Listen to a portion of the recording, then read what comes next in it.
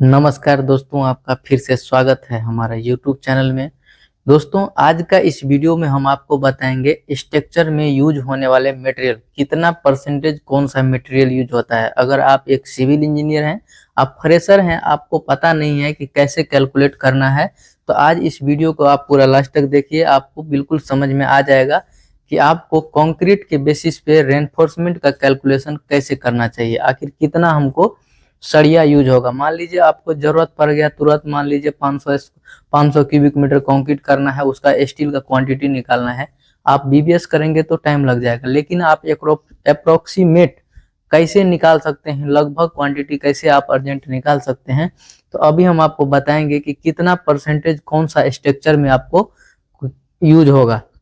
तो आइए दोस्तों, यहाँ पे आप देख सकते हैं हमारे पास है स्ट्रक्चर मेंबर और परसेंटेज ऑफ स्टील।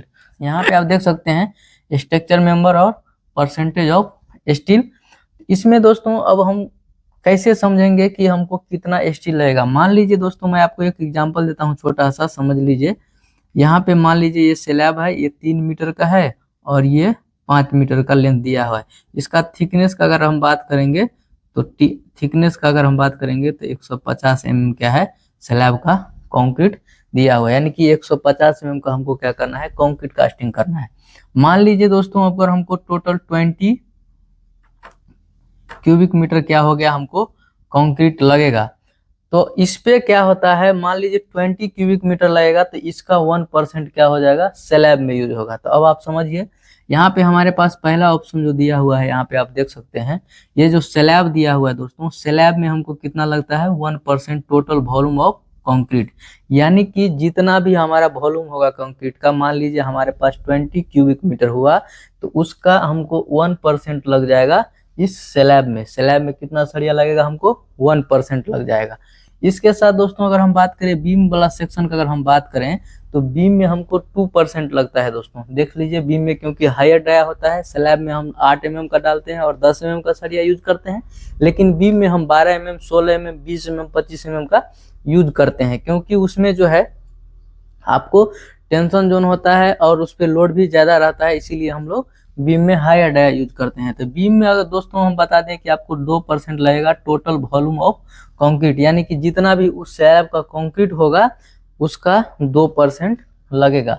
इसके बाद दोस्तों इसमें देख सकते हैं आप, कॉलम वाला अगर सेक्शन का बात करेंगे तो कॉलम का सेक्शन का आप जब कंक्रीट का वॉल्यूम निकालेंगे, कंक्रीट का क्वांटिटी निकालेंगे, तो उसका जो है सो 2.5% टोटल वॉल्यूम ऑफ कंक्रीट, यानी कि उसका 2.5% क्या होगा, आपका स्टील यूज होगा।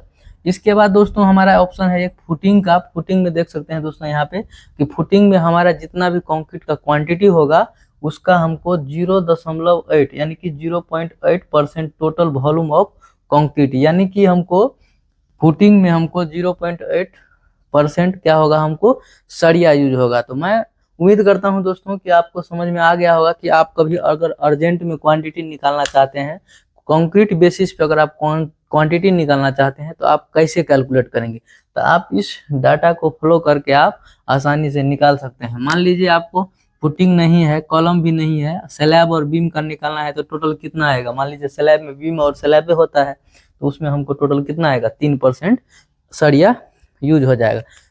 तो दोस्तों मैं उम्मीद करता हूँ कि आपको वीडियो देखने के बाद समझ में आया होगा। अगर दोस्तों हमारा आपको वीडियो अच्छा लगता होगा तो चैनल को लाइक, कमेंट और सब्सक्राइब जरूर कीजिएगा। बाकी वीडियो लास्ट तक देखने के लिए थैंक यू, धन्यवाद।